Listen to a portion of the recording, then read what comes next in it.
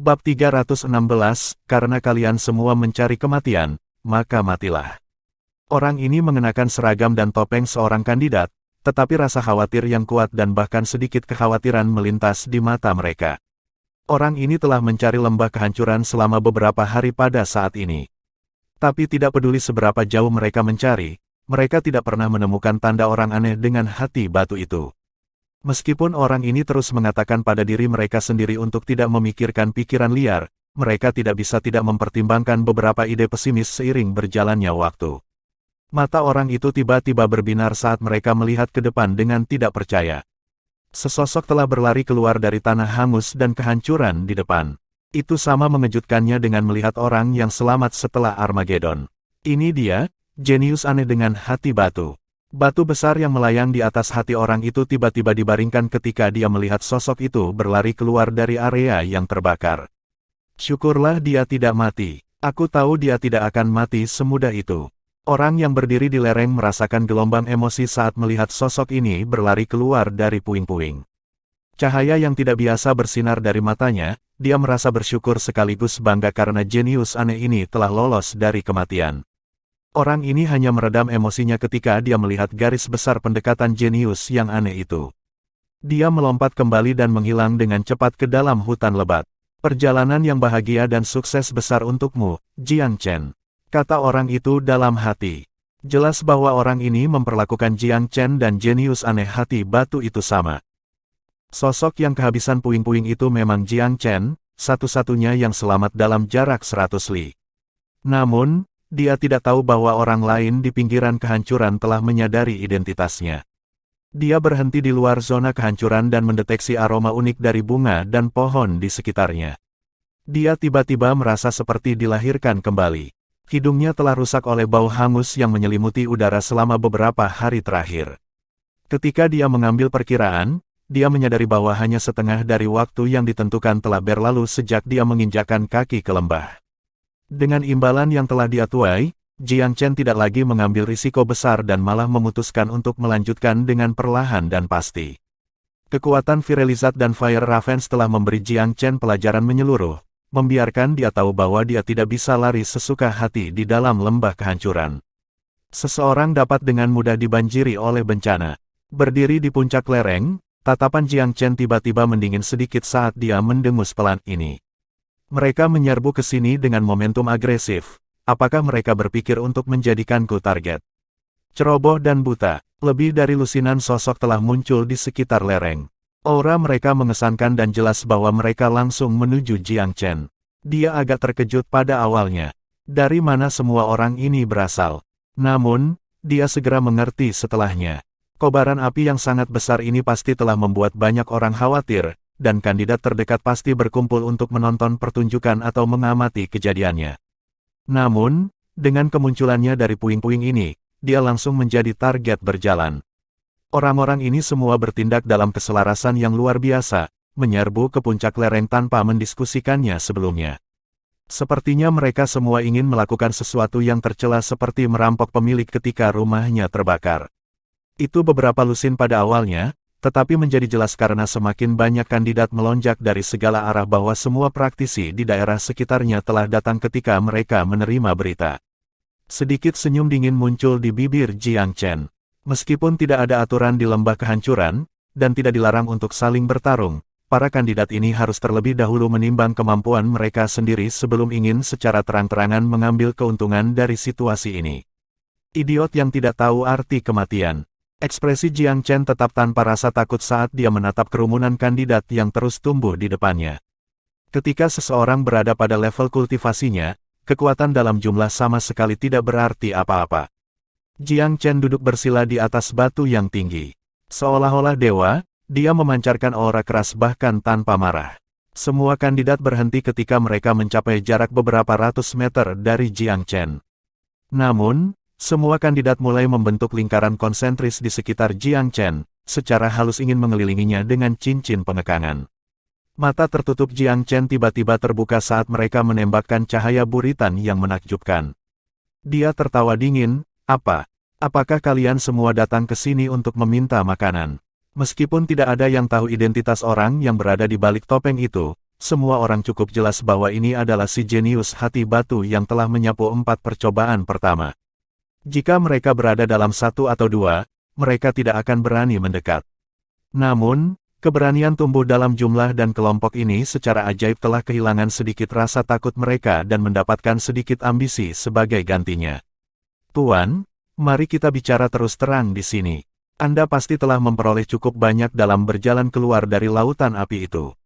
Kita semua bimbang di sekitar sini selama berhari-hari, khawatir dan resah. Anda harus menunjukkan kepada kami ketulusan Anda.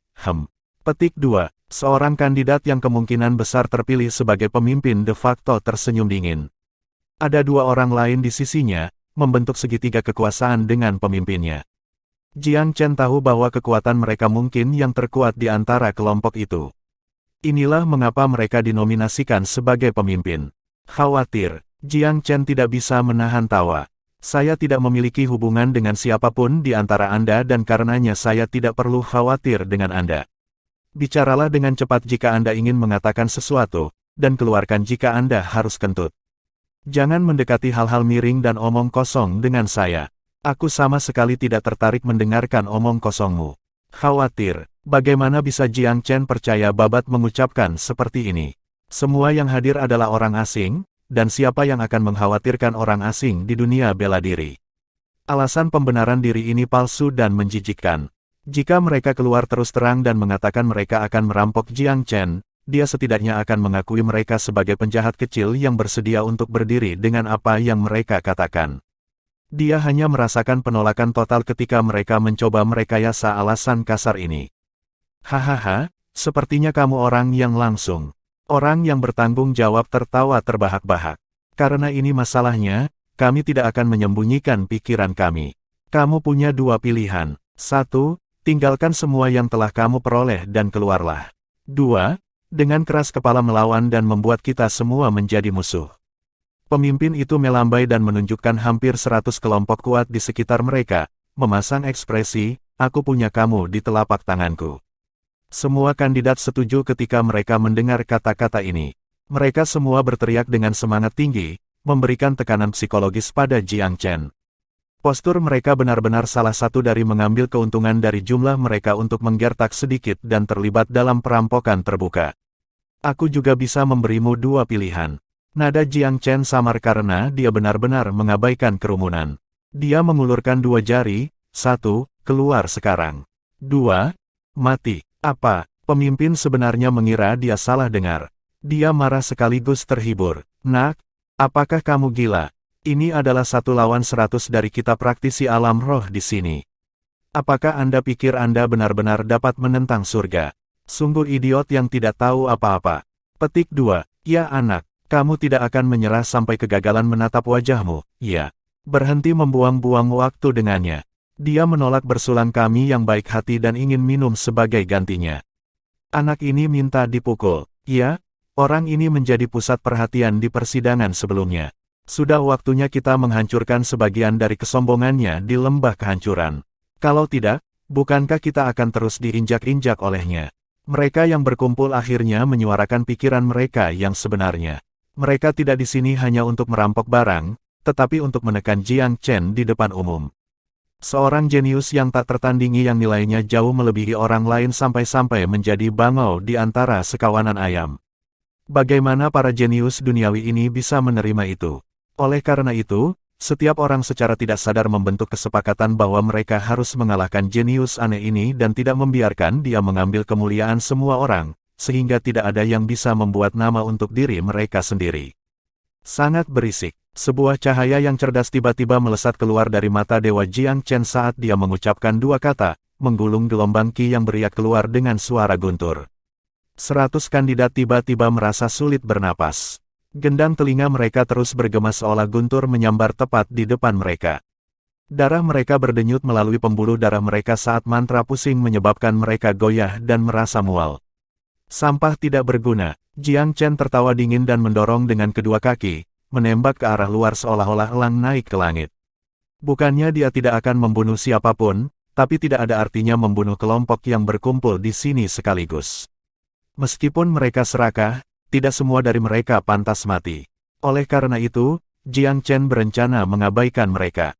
Namun, pikiran semua orang ketika dia berlari keluar adalah bahwa Jiang Chen takut dan tidak berani bertemu mereka semua dalam pertempuran. Dia melarikan diri. Tidak ada yang mendeteksi kebaikan hatinya. Dia kabur, bunuh dia. Hentikan dia, bunuh. Raungan dan teriakan gila terdengar di belakangnya. 3 pemimpin yang ditunjuk semuanya memiliki tingkat kultivasi antara alam roh tingkat ketiga dan keempat. Mereka cukup luar biasa di antara kandidat tahun ini. Itu karena mereka lebih kuat sehingga keberanian mereka juga lebih besar. Ketika mereka melihat Jiang Chen keluar dan memperlihatkan punggungnya kepada mereka semua merasa bahwa ini adalah kesempatan yang sempurna. Mereka bertiga semua memegang senjata mereka pada saat yang sama saat mereka meledakkan aura mereka, membawa semua kekuatan mereka untuk menyerang punggung Jiang Chen. Pada saat itu, udara tampak membeku. Sedikit rasa dingin menjalar di leher mereka di saat berikutnya. Tubuh mereka semua tampak membeku di udara. Retakan, suara pecah yang renyah terdengar pada saat yang hampir bersamaan. 3 kepala besar, masih mengenakan topeng mereka, terpisah dari leher mereka dan melesat ke langit. Pada saat berikutnya, 3 tubuh tanpa kepala jatuh ke tanah, mengeluarkan bunyi tumpul. Bam, bam, bam. Debu, semburan darah segar dari leher mereka, dan rasa pertumpahan darah yang kuat terbang dan meresap kemana-mana di lereng. 3 kepala mendarat setelah itu, dengan mata masih terbuka. Terbuka lebar dengan keputusasaan, ekspresi terakhir mereka adalah keterkejutan dan ketakutan yang mendalam. Semua orang terkejut tidak masuk akal dengan adegan ini. Mereka belum melihat bagaimana Jiang Chen bergerak sama sekali. Mereka hanya melihat kilatan cahaya dan 3 yang terkuat di antara mereka kehilangan akal. Kekuatan seperti ini, kecepatan ini, dan gerakan yang menghancurkan ini membuat sekitar 100 orang yang berkumpul di sini menggigil kedinginan, seolah-olah mereka jatuh ke dalam gua es. Bagaimana ini pertarungan? Ini adalah pembantaian murni. Bab 317, tidak ada keraguan tentang juara seleksi pertama. 3 mayat, 3 kepala. Mereka sangat arogan beberapa detik yang lalu, dengan angkuh menuntut Jiang Chen menyerahkan harta miliknya atau mati. Kepala mereka telah terpisah dari tubuh mereka di detik berikutnya. Mereka mati dengan penyesalan abadi, dan mengalami nasib yang lebih buruk daripada anjing mati karena mayat mereka berserakan secara acak. Tidak ada yang lebih meyakinkan daripada kematian. Ketakutan tertulis jauh di mata kandidat lainnya. Topeng mereka menyembunyikan wajah mereka, membeku dalam kengerian, dari satu sama lain. Bagaimana kekuatan dalam jumlah dapat mengatasi kekuatan semacam ini? Terus terang, jika yang lain ingin membunuh mereka, dia bisa membunuh mereka semua dalam 15 menit. Tidak ada satupun yang selamat yang tersisa. Terlalu cepat, kecepatan gerakannya lebih cepat dari bintang jatuh. Bahkan jika digabungkan, 3 yang terkuat di antara mereka tidak mampu menerima satu dari satu pukulan yang lain. Jika itu terjadi pada anggota kelompok lainnya, yang lain kemungkinan akan membunuh mereka dalam sedetik bahkan jika mereka masing-masing dikenai biaya 10. Perbedaan di antara mereka mirip dengan pria dewasa kekar yang menginjak-injak bayi. Mereka sama sekali tidak berada di level yang sama. Sepasang mata ketakutan menatap ketiga mayat itu. Mereka bahkan tidak memiliki keberanian untuk melihat Jiang Chen. Hanya ketakutan yang tersisa di hati mereka. Jiang Chen telah mengeksekusi 3 orang dengan satu gerakan beriak di udara. Dia menghilang di bawah lereng dengan memutar tubuhnya. Dia tidak tertarik untuk memperhatikan sekelompok praktisi yang tidak masuk akal. Setelah pertempuran ini, hati Dao mereka telah dilucuti dan mereka sekarang tidak berguna. Mereka tidak akan pernah melihat peningkatan di jalur Dao bela diri. Jiang Chen bahkan tidak tertarik untuk membunuh sampah seperti itu. Burung mati untuk makanan, orang mati untuk kekayaan. Orang-orang ini berani menentangku ketika keterampilan mereka sendiri tidak sesuai standar. Mereka benar-benar mencari kematian. Jiang Chen menggelengkan kepalanya dan menghilang tanpa jejak dengan beberapa lompatan. 100 kandidat akhirnya menghela nafas lega setelah Jiang Chen menghilang. Mereka bahkan tidak memiliki keberanian untuk bernapas pada saat itu. Mereka sangat takut menarik bencana yang mengancam jiwa jika mereka menyebabkan suara sekecil apapun. Perasaan nyaris lolos dari kematian membasahi punggung mereka dengan keringat. Mereka secara tragis menemukan bahwa jenius aneh ini bahkan tidak memiliki kecenderungan untuk membunuh mereka. Ini adalah tragedi yang paling benar. Ini juga ketika mereka benar-benar melihat kesenjangan antara mereka dan si jenius yang aneh. Mereka sekarang sepenuhnya mengerti betapa lemahnya mereka, sangat lemah sehingga orang lain bahkan tidak mau repot-repot membunuh mereka. Menakutkan, itu terlalu menakutkan. Seorang penyintas yang beruntung berbicara dengan suara gemetar. Aku bahkan tidak melihatnya menembakkan senjata dengan gerakan itu. 3 praktisi alam roh sudah mati, begitu saja. Apakah kita sedang bermimpi? Menggelikan, sangat menggelikan. Kami bahkan mungkin bukan semut di matanya, tapi kami semut yang menggelikan berani melawannya. Sosok Jiang Chen menghilang ke dalam hutan besar, dan sosok yang sebelumnya menghilang ke dalam hutan tiba-tiba muncul kembali di bawah pohon besar. Seseorang yang bisa bertahan hidup di lautan api memang bukan karakter yang sederhana. Betapa lucunya sekelompok badut itu membuang nyawa mereka seperti itu karena mereka terlalu percaya diri. Orang ini selalu mengawasi Jiang Chen, dan pikiran mereka bahkan lebih yakin sekarang bahwa orang yang selamat dari lautan api pasti Jiang Chen. Jiang Chen tidak menonjolkan diri selama beberapa hari berikutnya, menjaga area dengan sedikit orang. Dia tidak takut kandidat lain mengangkat tangan melawannya lagi, tetapi dia tidak ingin diseret oleh para idiot itu. Burung gagak api telah dibuat jengkel oleh kedua kelompok praktisi itu terakhir kali dan membakar lingkaran berdiameter 200 li. Setelah perjalanannya selama beberapa hari terakhir, Jiang Chen tahu betul bahwa lembah kehancuran ini bukanlah tempat yang sederhana. Jika mereka bahkan memiliki peringkat suci Red Scarlet Virelizat, mereka pasti akan memiliki makhluk lain yang lebih kuat. Dia beruntung sekali dan bertemu dengan makhluk peringkat suci di akhir hidupnya, tapi itu tidak berarti dia akan selalu seberuntung ini. Jika dia bertabrakan dengan makhluk peringkat suci dalam kondisi normal, dia akan berada dalam kesulitan bahkan dengan kemampuannya yang luar biasa. Bagaimanapun, makhluk roh peringkat suci setara dengan seorang pembudidaya alam asal. Mereka akan dapat dengan mudah menginjak-injak semua pembudidaya di bawah alam roh. Dia mempertahankan profil rendah selama beberapa hari ke depan, memprioritaskan keselamatan di atas segalanya. Oleh karena itu, meskipun dia menghadapi beberapa tantangan sekarang dan lagi, dia mampu menyelesaikan semuanya tanpa banyak usaha. Meskipun dia tidak memiliki kesempatan lagi untuk menjadi kaya, dia masih mendapatkan sedikit dari pertempuran kecil ini. Lembah kehancuran memang tempat di mana harta karun berserakan di seluruh tanah. Jiang Chen memanfaatkan pengalaman dari kehidupan sebelumnya dan kekuatan penilaian yang tidak biasa. Ini menghasilkan kejutan sesekali dari pertempuran kecil ini. Ketika hari-hari berlalu tanpa perkembangan yang tidak terduga, akhir dari 10 hari akhirnya tiba. Semua kandidat dikirim keluar dari lembah. Jiang Chen melihat-lihat ketika mereka keluar dan memperhatikan bahwa benar-benar ada kurang dari setengah yang tersisa dari 8.000 yang asli. Bahkan 4 sekte besar cukup terkejut dengan tingkat korban ini. Ketika mereka melakukan penghitungan, mereka menemukan bahwa hanya ada 3.500 kandidat yang tersisa. Ini berarti 4.500 dari 8.000 asli yang telah masuk telah jatuh ke dalam tidur abadi di dalam lembah. Tingkat kematian ini lebih besar dari 50%. Jiang Chen juga tahu, jika Fire Ravens tidak mengamuk, tingkat kematian tidak akan begitu tinggi. Semua orang dapat melihat bahwa hanya 3.500 yang tersisa dari jumlah asli yang masuk. Namun, alih-alih depresi, Anda harus bersukacita. Dibandingkan dengan mereka yang meninggal di lembah, Anda adalah orang-orang yang beruntung. Dengan ini, Anda telah melewati cobaan keberuntungan dan adalah orang-orang yang benar-benar beruntung. Petik 2. Sejujurnya, tidak banyak dari mereka yang selamat yang merasa menyesal atas mereka yang telah meninggal. Mereka sebenarnya secara pribadi senang. Bahwa begitu banyak yang mati berarti setengah dari kompetisi mereka juga hilang. Ini juga berarti bahwa peluang mereka untuk memasuki 4 sekte telah meningkat pesat.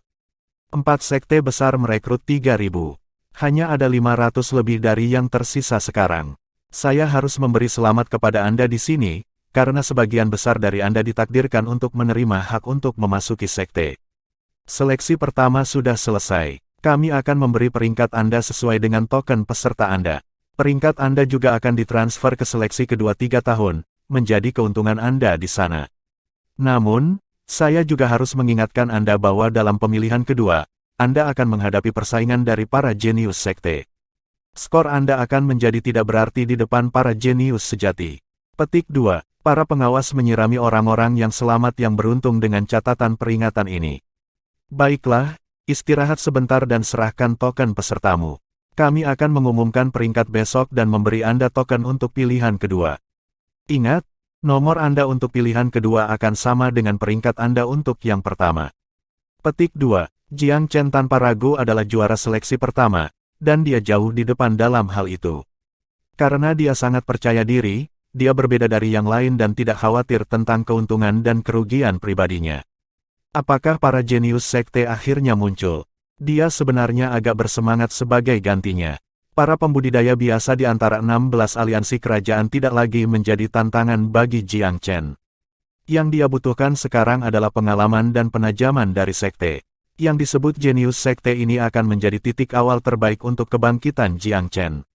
Dia duduk bersila, tanpa sepatah kata pun, sepanjang malam. Emosi semua orang menjadi gelisah keesokan harinya, karena peringkat akan diumumkan dalam waktu singkat.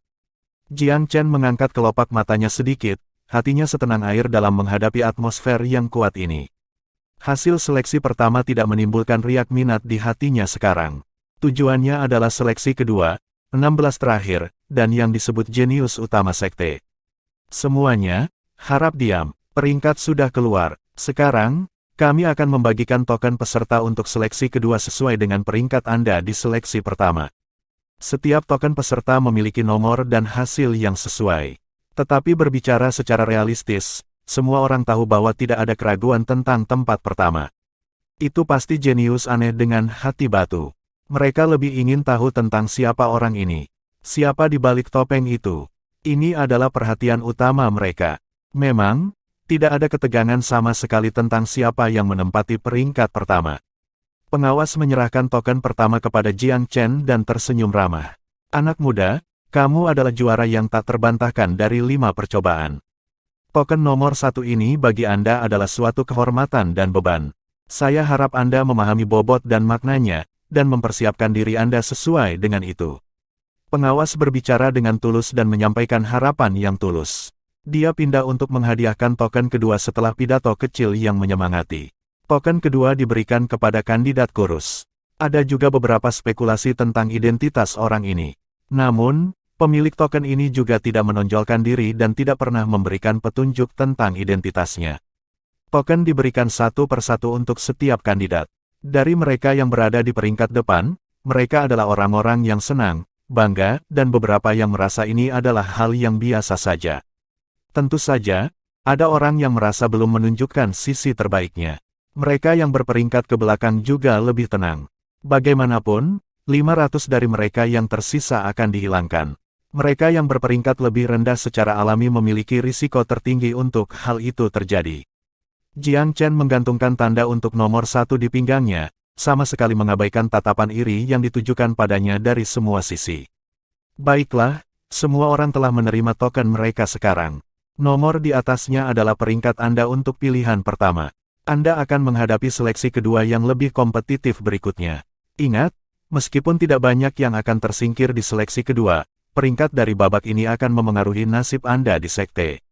Skor Anda akan menentukan tingkat manfaat yang Anda terima dari sekte tersebut. Semakin tinggi skor Anda, semakin besar keuntungan Anda. Karena itu, jika Anda telah memesan kekuatan apapun di pilihan pertama, lepaskan semuanya di yang kedua. Petik 2. Darah semua orang berbusa karena kegembiraan mendengar kata-kata ini. Sekte, mereka akhirnya melihat pintu sekte terbuka lebar dan melambai ke arah mereka. Bab 318, Aturan Seleksi Kedua, Gunung Roh Abadi. 3.500 kandidat yang memenuhi syarat dari tes awal dibawa ke kaki gunung yang sangat besar. Gunung itu memanjang ke kejauhan dan diselimuti awan dan kabut, memberikan perasaan yang mengesankan, namun sakral. Tampaknya ada beberapa bangunan dan paviliun yang memudar masuk dan keluar dari pandangan di tengah awan. Apakah kamu melihat itu? Ini adalah Gunung Roh Abadi, dan tempat pemilihan kedua. Gunung Roh Abadi telah hadir di alam warisan sejak zaman kuno. Ribuan tahun telah berlalu, dan hanya Gunung Roh Abadi ini yang tetap teguh. Nada bicara pengawas itu penuh rasa hormat. Dia juga tampak sangat mengagumi gunung ini.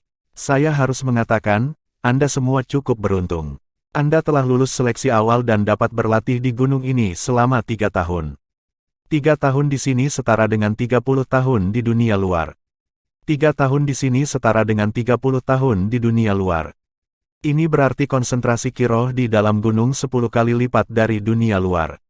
Kejutan muncul di semua wajah kandidat setelah mendengar kata-kata ini. Mereka juga menegaskan kembali iman mereka untuk bertahan dan tidak dilenyapkan.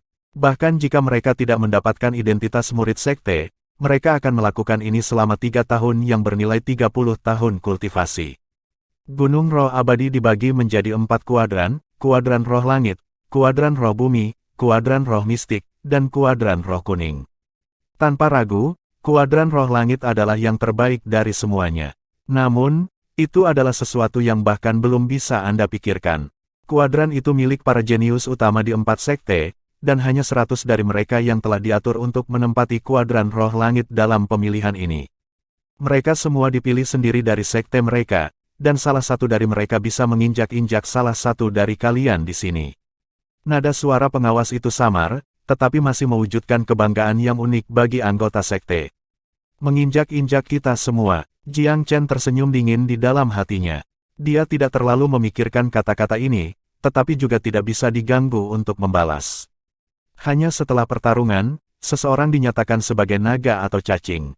Itu bukan sesuatu yang bisa diselesaikan dengan mengepakkan bibir. Kamu adalah praktisi biasa, dan meskipun kamu telah muncul dari seleksi pertama, kamu masih menjadi yang terdepan di antara murid biasa sekarang. Anda masih perlu menjalani tahap evaluasi lain sebelum diakui oleh sekte. Karena itu, untuk menerima pengakuan sekte yang sebenarnya, Anda harus mulai dari bawah. Oleh karena itu, sebagian besar dari Anda telah ditugaskan ke kuadran roh kuning. Langit, bumi, mistik, dan kuning. 4 tingkat. Level kuning tidak diragukan lagi yang terendah. Sebagai surga yang menentang seperti para praktisi biasa, mereka masih benar-benar belum menjalani ujian sekte yang sebenarnya. Oleh karena itu, tidak terlalu masuk akal bahwa mereka akan diberikan kuadran roh kuning. Jadi meskipun beberapa gumaman tidak puas datang dari kandidat yang berkumpul, tidak ada yang bereaksi terlalu keras. Meskipun mereka tidak mau menerima sesuatu, mereka tahu ini adalah kenyataan pahit dari dunia bela diri Dao. Tidaklah mudah bagi seorang praktisi biasa untuk menerima pengakuan dari sekte-sekte. Tentu saja, tidak semua orang pergi ke kuadran roh kuning. Untuk memuji mereka yang menunjukkan kinerja yang luar biasa dalam seleksi pertama, 10 besar akan dikirim ke kuadran roh mistik. Kuadran roh mistik memiliki kira-kira 2 kali lipat konsentrasi ki roh di kuadran kuning. Tidak diragukan lagi itu jauh lebih unggul dari level kuning.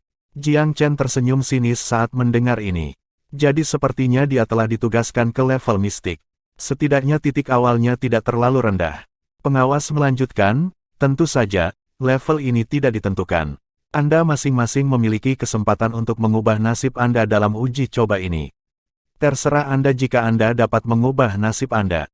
Anda mungkin berada di level kuning sekarang, tetapi Anda benar-benar dapat menantang level mistik jika Anda bekerja cukup keras. Dalam nada yang sama, bahkan jika Anda memulai di kuadran mistik, jangan berpikir Anda bisa tetap di sana dan menikmati kedamaian. Jika Anda tidak bekerja keras dan meningkatkan cukup cepat, Anda juga mungkin akan ditendang ke level kuning. Kamu pasti sangat penasaran apakah ada aturan untuk kemajuan di sini. Saya dapat memberitahu Anda dengan jelas bahwa ya, ada. Selain itu, mereka sangat adil dan sangat jelas. Aturan kemajuan berubah setiap 3 bulan, dan dasar perubahannya adalah bakat dan kekuatanmu. Untuk lebih tepatnya, itu adalah cerminan dari kekuatan pertempuran Anda. Setiap orang di setiap kuadran harus menyelesaikan 100 tantangan sebulan. Tingkat kemenangan dari 100 tantangan ini akan menentukan peringkat Anda. 10 terkuat akan naik 1 level, dan 10 yang berkinerja terendah akan diturunkan 1 level. Anda mungkin bertanya, bagaimana seseorang diturunkan dari level kuning? Itu sudah paling rendah. Saya dapat memberitahu Anda bahwa 40 kandidat akan tersingkir dari kuadran kuning dalam 3 bulan, 160 dari Anda akan dieliminasi setiap tahun. Itu akan menghasilkan 500 dalam 3 tahun. Oleh karena itu, Anda yang berada di level kuning berada di posisi paling genting. Mereka yang berada di kuadran lain akan diturunkan paling banyak, tetapi 40 dari Anda yang terakhir akan tersingkir. 3 bulan adalah durasi satu siklus, dan setiap kandidat harus menyelesaikan 100 tantangan di setiap siklus, dengan peringkat mereka ditentukan oleh tingkat kemenangan mereka. Ini agak adil, tetapi tidak ada banyak slot untuk kemajuan. Hanya ada 10 di setiap kuadran setiap 3 bulan. Namun, sesedikit itu tampaknya, itu juga tidak remeh. Jika seseorang bahkan tidak bisa mencapai 10 besar level mereka, maka bahkan jika seseorang jenius, pada akhirnya, potensi mereka terbatas. Belum lagi dengan 3 bulan menjadi 1 siklus, 1 tahun memiliki 4 siklus, dan dengan perpanjangan, 12 siklus dalam 3 tahun. Ini berarti ada 12 peluang. Jika seseorang bahkan tidak bisa menangkap 12 peluang, maka itu bukan takdir yang tidak baik, tetapi kurangnya kemampuan mereka sendiri. Namun, bagaimana mereka menghadapi tantangan ini, dan siapa yang akan mereka tantang? Jiang Chen bingung, dan begitu juga orang-orang di sekitarnya. 3 bulan kira-kira 90 hari, dan itu bukan hal yang sulit untuk menyelesaikan 100 pertempuran dalam 90 hari. Tuan pengawas, siapa yang kita tantang dengan 100 tantangan? Para pengawas, atau yang lain? Ya, setidaknya kamu harus berbicara tentang target kami. Memang, ini adalah masalah yang paling dikhawatirkan orang. Pengawas itu tersenyum sedikit, saya tahu Anda akan khawatir dengan pertanyaan ini. Selanjutnya saya akan menjelaskan pembagian keempat kuadran tersebut terlebih dahulu.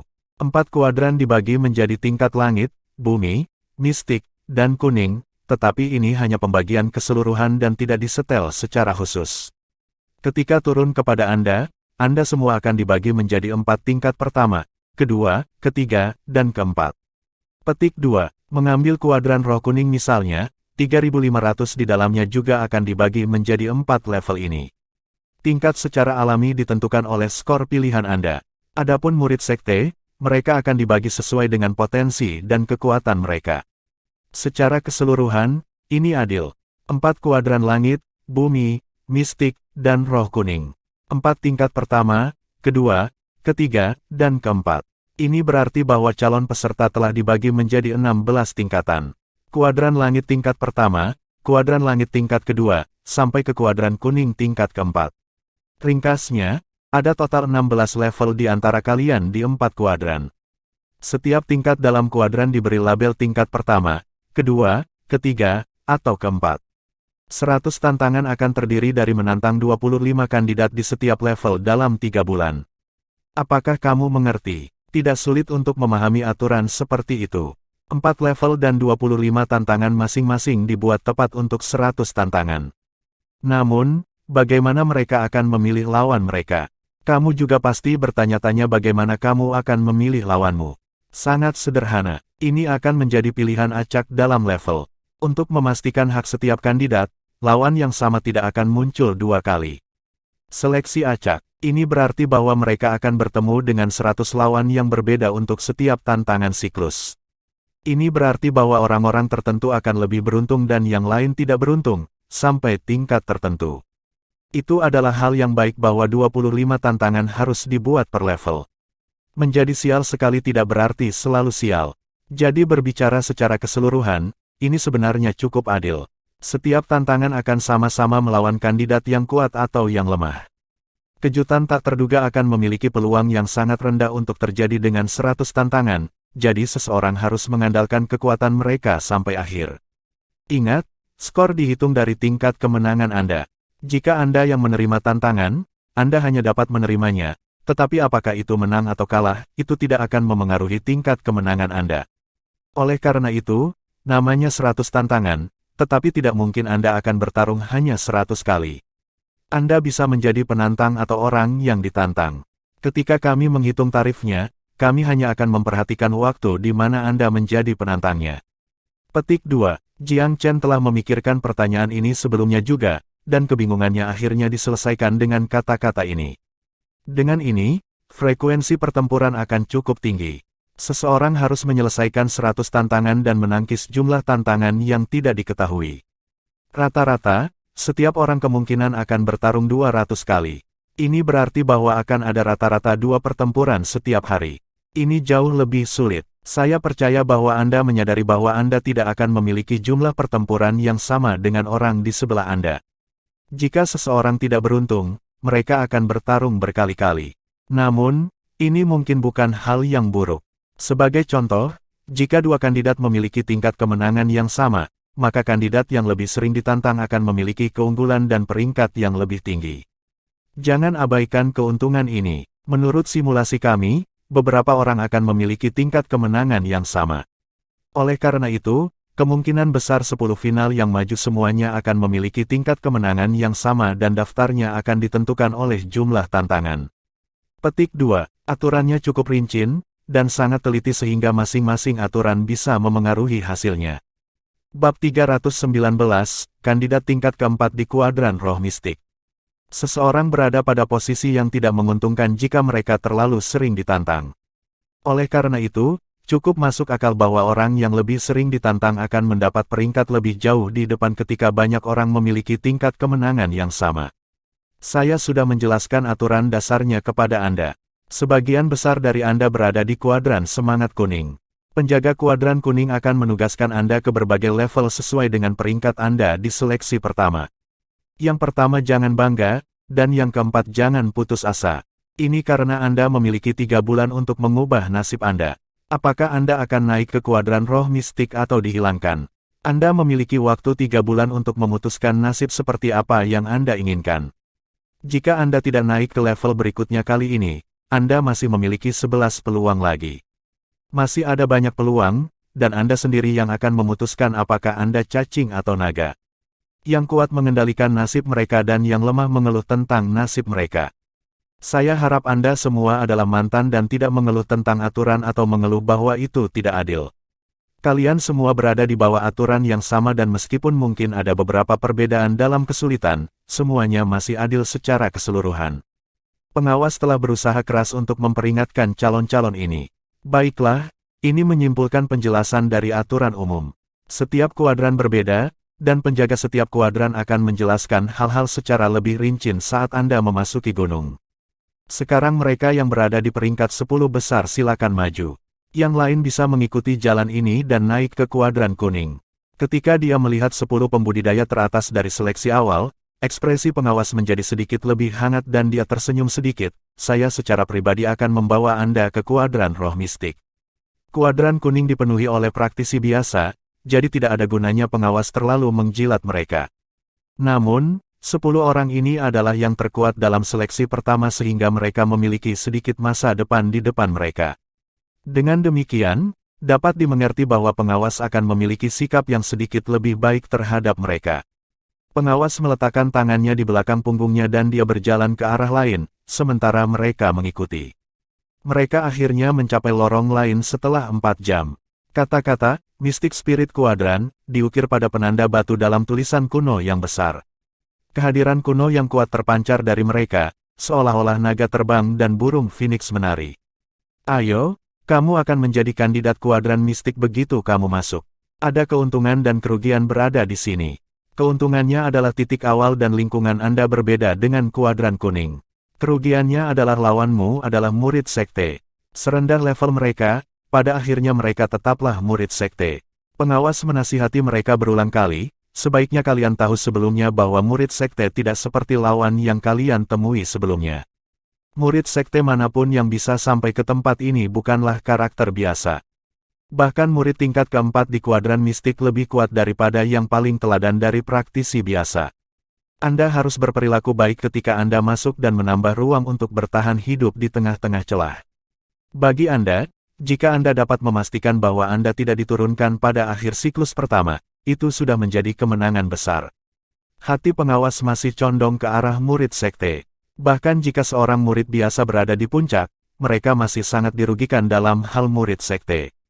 Oleh karena itu, dia merasa bahwa meskipun 10 orang ini telah dikirim ke kuadran roh mistik, nasib akhir mereka masih diturunkan dan dipukuli kembali ke kuadran kuning dalam waktu 3 bulan. Sambil menggelengkan kepalanya, pengawas tampaknya tidak ingin terlalu merobohkan kepercayaan diri mereka.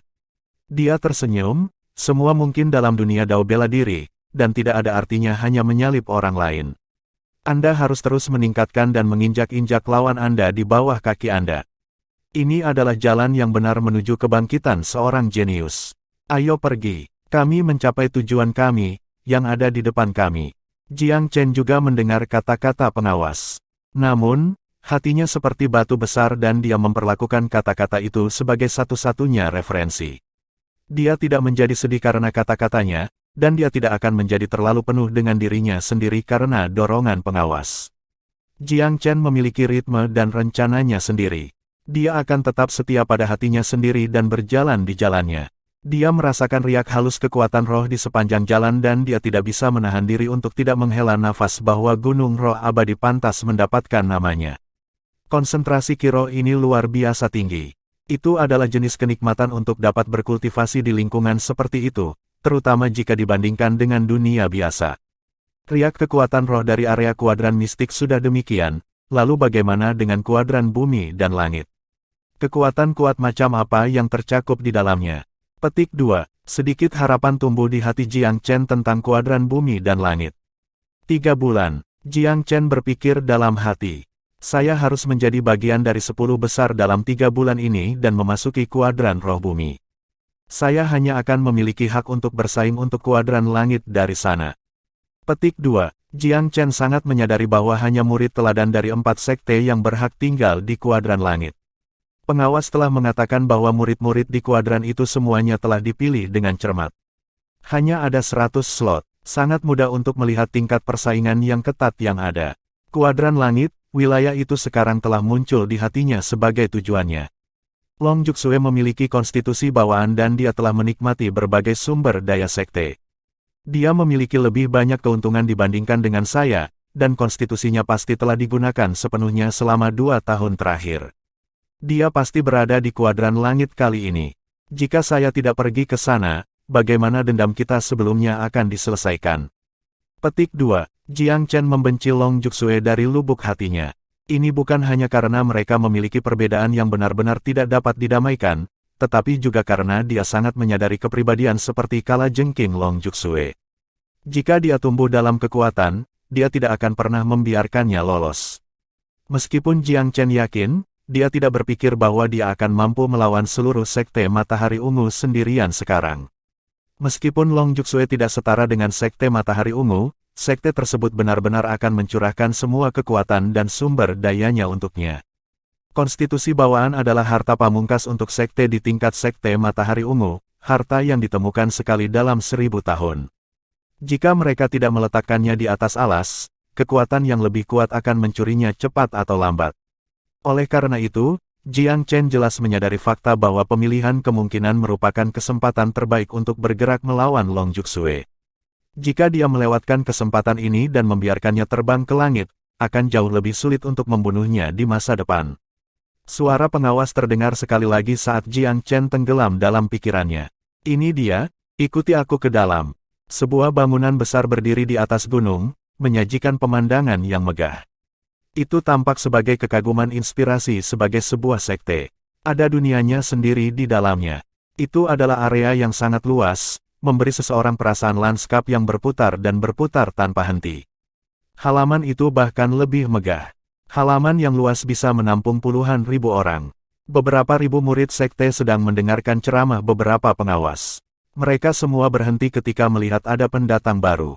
Penjaga yang bertanggung jawab itu tinggi dan kekar, dengan dahi yang bulat dan tatapan mata yang dalam. Tuan Fang, ini adalah 10 besar dari para murid sekuler. Saya telah membawa mereka ke sini sesuai dengan aturan. Pengawas yang bertanggung jawab atas seleksi sekuler tersenyum sedikit ke arah penjaga. Biarkan mereka mendekat.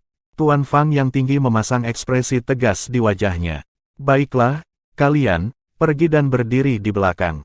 Pengawas sekuler berkata dan menoleh ke Tuan Fang lagi. Misi saya selesai. Saya akan pamit kalau begitu, Tuan Fang. Petik 2. Tuan Fang menganggukkan kepalanya dengan acuh dan tidak menahannya.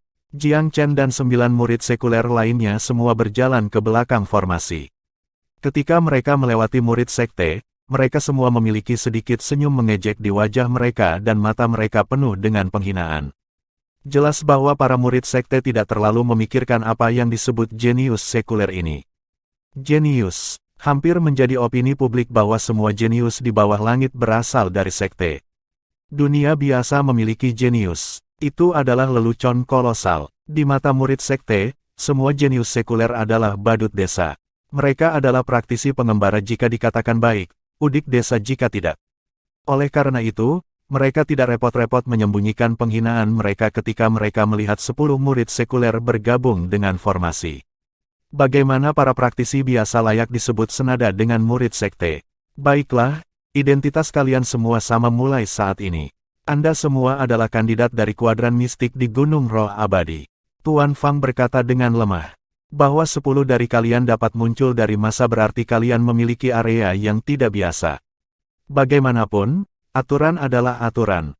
Anda baru saja tiba dari dunia pemesanan, dan Anda hanya dapat diperingkatkan sebagai kandidat kuadran mistik tingkat keempat. Petik 2. Seperti yang mereka duga, meskipun 10 dari mereka cukup beruntung untuk memasuki kuadran mistik, mereka ditugaskan ke tingkat terendah di kuadran itu. Tingkat keempat adalah yang terendah dan paling bawah laras di semua kuadran. Namun, Jiang Chen tidak memprotes pengaturan seperti itu. Lalu bagaimana dengan tingkat keempat? Tidak ada artinya bagi divisi saat ini dalam kedua kasus tersebut. Penentu kemajuan yang sebenarnya bukanlah level seseorang, tetapi tingkat kemenangan seseorang di akhir siklus. Hati Jiang Chen agak tenang ketika dia menghadapi cemoohan terang-terangan dari para murid sekte. Itu adalah hal yang wajar bahwa murid sekte memiliki pandangan di atas kepala mereka dan memandang rendah praktisi sekuler.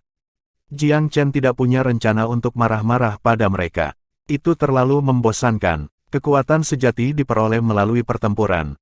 Bab 320, Ledakan Permusuhan. Suara Tuan Fang terdengar lagi. Kita semua berkumpul di sini sekarang dan kalian semua tahu aturannya, jadi saya tidak akan banyak bicara lagi. Sekarang, saya hanya akan membahas beberapa detail yang harus Anda perhatikan. Rincian pertama, dalam setiap siklus 3 bulan, Anda masing-masing harus menyelesaikan 100 tantangan. Jika Anda tidak menyelesaikan nomor ini, baik karena cedera atau alasan lain, maka setiap tantangan yang Anda lewatkan akan menjadi kerugian. Misalnya, jika Anda hanya menyelesaikan 80 tantangan dalam 3 bulan dan Anda memenangkan 40 tantangan, maka 20 tantangan yang Anda kekurangan juga akan dihitung sebagai kerugian. Dalam hal ini, skor Anda akan menjadi 20 kemenangan dan 60 kekalahan, dan tingkat kemenangan Anda dihitung dari ini. Detail kedua adalah jika Anda merasa lawan yang menantang Anda terlalu kuat, Anda dapat memilih untuk menyerah untuk melindungi diri dari cedera. Lawan Anda akan menang tanpa harus bertarung, dan setiap kekalahan juga akan dikurangi dari pertarungan yang Anda menangkan. Rincian ketiga adalah bahwa meskipun kami mendorong hanya menentukan siapa yang menang, bukan kematian, korban tidak dapat dihindari di antara tantangan ini. Setiap orang bertanggung jawab atas hidupnya sendiri. Detail keempat, segala bentuk perkelahian pribadi dilarang keras selama ini. Jika Anda cukup beruntung untuk menghindari tertangkap, kami tidak dapat melakukan apapun untuk Anda. Tetapi jika Anda tertangkap, Anda akan dihukum seberat-beratnya. Rincian kelima, Master Fang mendaftar semua detail tanpa sedikit pun ketidaksabaran. Jiang Chen mendengarkan dengan sangat hati-hati, sepenuhnya memasukkan setiap detail ke dalam hati. Kemenangan terletak dalam detailnya, jadi dalam situasi apapun mereka tidak dapat diabaikan. Baiklah, aku sudah dengan jelas membahas detailnya. Jika Anda masih memiliki pertanyaan, Anda dapat bertanya kepada saya dalam 2 jam ke depan, setelah itu saya tidak akan lagi melayani pertanyaan Anda. Setelah mendengar ini, semua murid sekte mengajukan pertanyaan secara proaktif. Semua orang cukup bersemangat dan menyentuh berbagai masalah, tetapi pertanyaan yang diajukan semua berkisar pada persidangan ini. Meskipun Jiang Chen tidak bertanya apapun, dia mendengarkan dengan amat, fokus terutama ketika dia mendengar seseorang menanyakan sesuatu yang lebih dia khawatirkan. Tuan Fang, saya ingin bertanya berapa banyak orang yang berada di dalam kuadran roh bumi. Ada 100 di kuadran langit, 500 di kuadran bumi, 3000 di kuadran mistik, dan 3500 di kuning. Master Fang memberikan angka yang tepat untuk semua orang. Lalu apakah mereka akan menjalani tes yang sama dalam 3 bulan ini? Isi tes di kuadran kuning dan mistik pada dasarnya sama. Mereka bervariasi saat mencapai kuadran roh bumi, dan menjadi lebih rumit lagi di kuadran roh langit. Tes mungkin tidak semua sama. Jika Anda dapat mencapai kuadran bumi atau bahkan langit, maka seseorang secara alami akan menjelaskan inti umum mereka kepada Anda. Jangan terlalu banyak berpikir untuk saat ini karena tidak ada keuntungan dalam menjangkau di luar jangkauan Anda. Nada bicara Tuan Fang terdengar jauh. Tuan Fang, saya ingin bertanya apakah 64 yang dipilih untuk kompetisi final semuanya akan dipilih dari kuadran roh langit? Murid lain bertanya, ya memang, 64 kandidat semuanya akan dipilih dari kuadran langit. Karena itu, Anda harus berusaha keras dan membidik kuadran langit, meskipun hanya ada sedikit harapan untuk berhasil. Meskipun sebagian besar dari Anda akan ditakdirkan untuk gagal, tetapi sebagai penjaga kuadran ini, saya lebih suka melihat berapa banyak jenius yang akan muncul dari daerah saya dan berhasil masuk ke kuadran bumi dan langit, dan bahkan 64 tempat. Jika salah satu dari kalian termasuk di antara 64, maka saya akan merasa bangga dalam hal ini. Kuadran langit dipenuhi dengan para jenius paling terkemuka. Di sisi lain, kuadran mistik dipenuhi dengan murid sekte yang lebih lemah dengan potensi yang lebih rendah. Pembagian ini disusun sesuai dengan kinerja mereka yang biasa di sekte. Biasanya, mungkin ada harapan bagi seseorang di kuadran mistik untuk menantang tingkat bumi. Namun, itu adalah lamunan yang tidak masuk akal untuk berpikir seseorang di alam mistik bisa menembak ke kuadran langit. Bagi seseorang di kuadran mistik untuk masuk ke dalam daftar 64 bahkan lebih mustahil. Baik. Tuan Fang melambaikan tangannya yang besar. Saya sekarang akan membagi wilayah. Murid tingkat pertama akan memiliki tempat tinggal untuk diri mereka sendiri. Murid tingkat kedua akan tinggal 2 ke tempat tinggal, 4 ke tempat tinggal untuk tingkat ketiga, dan 8 ke tempat tinggal untuk tingkat keempat. Para kandidat secara alami harus memiliki tempat peristirahatan selama periode pengujian 3 bulan. Perbedaan antara keempat tingkatan tersebut sangat terlihat dengan adanya pembagian tempat tinggal. Kandidat tingkat pertama memiliki kehormatan tertinggi memiliki tempat tinggal untuk diri mereka sendiri. Meskipun murid tingkat kedua tidak hidup sendiri, mereka secara alami akan memiliki lebih banyak kedamaian dan ketenangan dengan lebih sedikit orang di sekitar. Selama kultivasi, tabu terbesar adalah kelebihan orang dan kebisingan karena kultivasi akan terpengaruh oleh terlalu banyak gangguan. Seseorang secara alami memiliki keuntungan yang lebih besar dengan lebih sedikit orang di sekitarnya. Sedangkan untuk calon tingkat ketiga, meskipun ada lebih banyak orang dengan 4 ke tempat tinggal, perawatan mereka masih lebih baik daripada calon tingkat keempat. 8 orang ke tempat tinggal tidak diragukan lagi cukup ramai. Hal yang paling kritis bukan hanya karena ramai, tetapi juga dengan tingkat kebisingan seperti itu, konflik kecil pun tak terhindarkan. Kandidat tingkat keempat memang menghadapi diskriminasi kemanapun mereka pergi. Jiang Chen menghela nafas dalam hati. Namun, dia juga tahu bahwa ini adalah aturan dan tidak dapat diubah. Apa yang bisa dia lakukan adalah melepaskan identitas ini sesegera mungkin. Semua kandidat diberikan tempat tinggal mereka setelah sekitar 2 jam. Sebagai kandidat tingkat keempat, Jiang Chen ditugaskan ke salah satu tempat tinggal yang lebih dekat ke belakang. Jumlah kediamannya adalah 900 sesuatu. Jiang Chen tidak keberatan, karena dia tidak bisa mengubah apapun saat ini. Dia mungkin juga melakukan yang terbaik dari apa yang diberikan kepadanya. Dia mengambil token tempat tinggalnya dan mencari sesuai dengan nomornya, akhirnya menemukan tempat tinggalnya setelah berjalan 20 hingga 30 li. Kuadran roh mistik telah membangun lapisan tempat tinggal di titik tengah gunung. Tempat tinggal tingkat pertama berada di puncak, dengan tempat tinggal tingkat kedua, ketiga, dan keempat mengikuti di bawah mereka. Hehe. Kandidat level keempat lebih rendah dari semua orang baik-baik saja. Mereka tidak hanya tinggal 8-1 rumah, tetapi mereka berada di medan geografis yang lebih rendah dibandingkan dengan yang lain. Memang, ketika peringkat seseorang rendah, seseorang akan diinjak kemanapun ia pergi, refleksi Jiang Chen. Meskipun ini tidak benar-benar diinjak oleh orang lain, tata letak tempat tinggal membuatnya sangat jelas, tingkat pertama berada di dataran tinggi, menginjak tingkat lain di bawahnya. Jiang Chen akhirnya melihat di mana rumahnya berada sambil terus berjalan. Sudah ada sosok yang berkeliaran di luar rumah. Sosok kurus itu berjalan ke Jiang Chen sebagai sambutan. Apakah kamu tinggal di sini juga? Orang itu mengenakan seragam dan topeng murid sekuler. Ya, dan kamu adalah runner-up pertama dari seleksi pertama, kandidat nomor 2. Jiang Chen memiliki kesan tentang sosok ini. Orang itu mulai sedikit dan tersenyum. Saya tidak berpikir Anda akan benar-benar mengingat saya. Saya mengamati Anda ketika mereka membagikan token dan Anda tidak memperhatikan siapapun sama sekali. Bagaimana Anda tahu tentang saya? Petik 2. Jiang Chen memang tidak terlalu memperhatikan peringkat orang lain, tapi itu tidak berarti dia tidak mengingat mereka. Ingatannya cukup kuat. Selama dia memberi sedikit perhatian, dia pada dasarnya mengingat semua orang yang berperingkat di depan.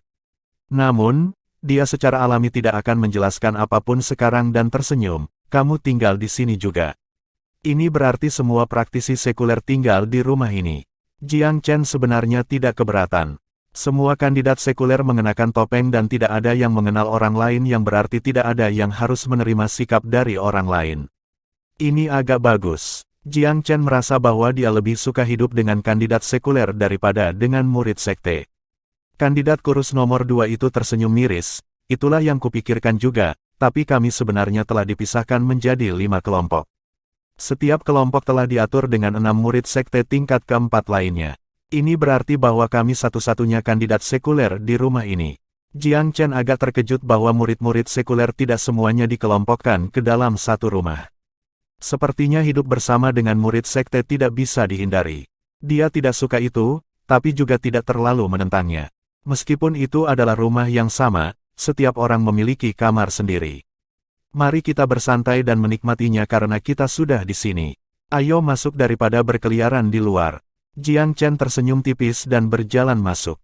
Kandidat nomor 2 menyusulnya dan bertanya, tidak banyak dari kami kandidat sekuler dan kami akan didiskriminasi kemanapun kami pergi. Aku harus memanggilmu apa, saudaraku? Kita harus bersatu karena kita berada di bawah atap yang sama. Bagaimana menurutmu? Jiang Chen tersenyum, karena semua orang memanggil saya Boulder selama pemilihan pertama, Anda bisa memanggil saya Boulder. Kandidat nomor 2 berkedip kosong sebelum menjawab, baiklah, saudara Boulder, Anda bisa memanggil saya Xiao Fei. Jiang Chen mengangguk dan keduanya akan masuk ketika mereka mendengar suara kasar dan arogan mengeluh di dalam.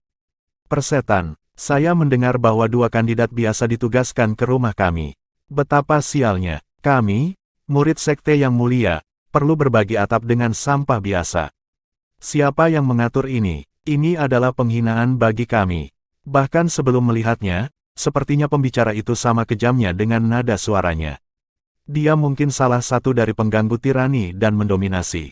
Suara seram lainnya berbicara setelahnya, saudara harimau, kami semua tahu bahwa Anda adalah seseorang yang menghargai wajah. Menurut pendapat saya, Anda harus menunjukkannya di awal. Biarkan mereka tahu bahwa pada akhirnya, praktisi biasa hanyalah burung pipit desa tanpa hak untuk hidup bersama dengan kami, burung phoenix dari sekte. Ya, Brother Tiger, beritahu mereka siapa bosnya. Mereka perlu tahu bahwa murid sekte adalah eksistensi yang selalu harus mereka hormati, bukan sesuatu yang bisa disamai oleh semut biasa ini. Suara jahat itu tertawa sekarang, penuh dengan harga diri.